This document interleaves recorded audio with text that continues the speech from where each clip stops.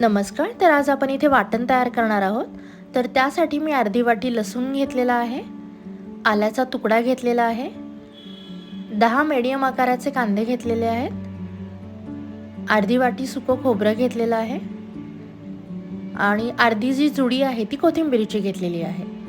तर इथे आपल्याला कांदा चिरून घ्यायचा आहे. त्यानंतर कढईमध्ये तेल घालून हा कांदा त्यामध्ये टाकायचा आहे आणि मी थोडंसं मीठही त्यामध्ये टाकलं आहे, जेणेकरून कांदा छान परतेल.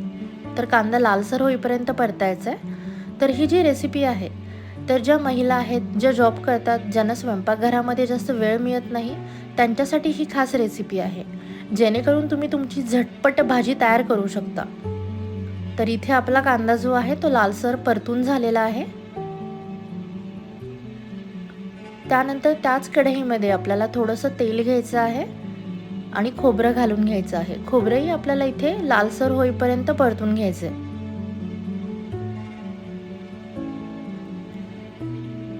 आपलं हे जे वाटण आहे तर फ्रीजमध्ये 8 ते 10 दिवस सहज तुम्ही ठेवू शकता, जेणेकरून तुमची जी भाजी आहे ती झटपट तयार होईल. तर इथे कांदा भाजून झालेला आहे.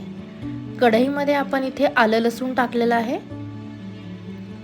कोथिंबीर घातलेली आहे आणि हे आपल्याला 2 ते 3 मिनिटांसाठी परतायचं आहे, जेणेकरून कोथिंबीरीमधला जो पाण्याचा अंश आहे तो इथं पूर्णपणे जाईल.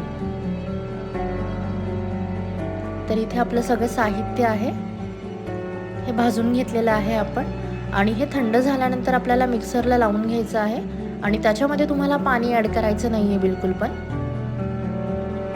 जेणेकरून हे वाटण तुमचं जास्त दिवस टिकेल.